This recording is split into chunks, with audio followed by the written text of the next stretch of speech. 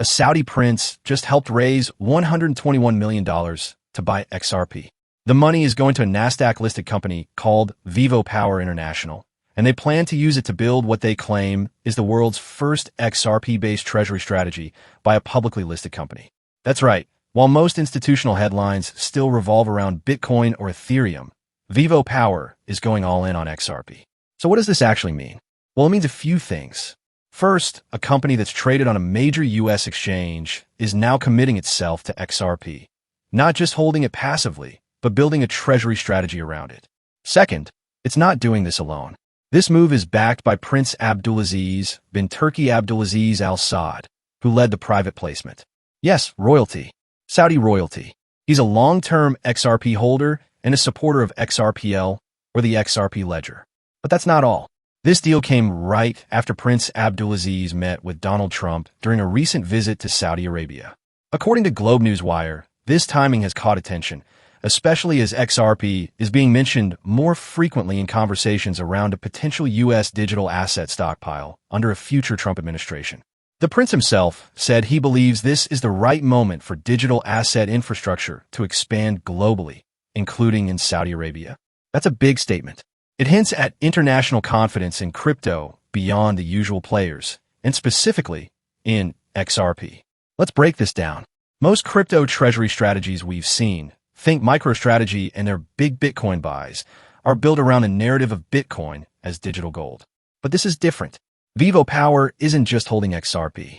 They're building a dedicated digital asset treasury, reducing debt, expanding blockchain infrastructure, and even launching a DeFi team. They're treating XRP not just as a store of value, but as a core part of their business transformation. According to their executive chairman, Kevin Chin, XRP could help solve real-world global payment issues that the company has personally faced through its operations.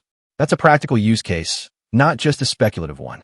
And speaking of strategic hires, Adam Trademan, a former Ripple board member, is joining as chairman of Vivo Power's board of advisors. Trademan didn't just advise Ripple. He's also participating in this XRP funding round. He called the move a forward-looking step that reflects growing institutional conviction in XRPL's real-world use cases. That's another powerful endorsement from someone who understands the ecosystem deeply. So what are the next steps? Vivo Power is now preparing to spin off two of its divisions. Tembo, its electric vehicle business. Carrot Digital, which focuses on digital mining and power-to-X solutions. Both are being positioned to align with this new XRP-centered strategy, and they're planning to complete the spin-offs by Q3 2025. This suggests a long-term commitment, not just a quick crypto experiment. Meanwhile, discussions are still ongoing with Energy Holdings, which had previously made a takeover proposal focused on Tembo. These talks could reshape how XRP is used in energy and vehicle tech too. Is XRP really gaining institutional momentum? There's increasing evidence to suggest yes. Just earlier this month, Logistics Health, a U.S. healthcare logistics firm, secured a $50 million credit facility and announced plans to adopt XRP as both a reserve asset and a core payments tool. That makes it one of the first public healthcare companies to do this. Also, other firms like Worksport, an energy tech company, have hinted that they may consider XRP for treasury purposes in the near future. So what's going on here? It seems XRP is carving out a very specific lane for itself, not as a direct competitor to Bitcoin or Ethereum, but as a financial utility. Its promise lies in real-time payments, cross-border efficiency, and integration with financial infrastructure. But let's also be cautious here. A $121 million investment is big news, but the XRP market is still shaped by legal uncertainty, especially in the U.S. While Ripple has made progress, including a favorable ruling last year that secondary market sales of XRP are not securities, the overall regulatory environment remains fluid. There's also the question of whether this strategy is scalable. Will more Nasdaq-listed companies follow? Will U.S. regulators support or resist this growing institutional interest in XRP? And let's not forget the political angle. If Trump's potential digital asset policies include XRP, this could accelerate adoption. But if leadership shifts or regulatory attitudes change, companies like Vivo Power could find themselves navigating uncertain terrain. Vivo Power's move isn't just about crypto hype.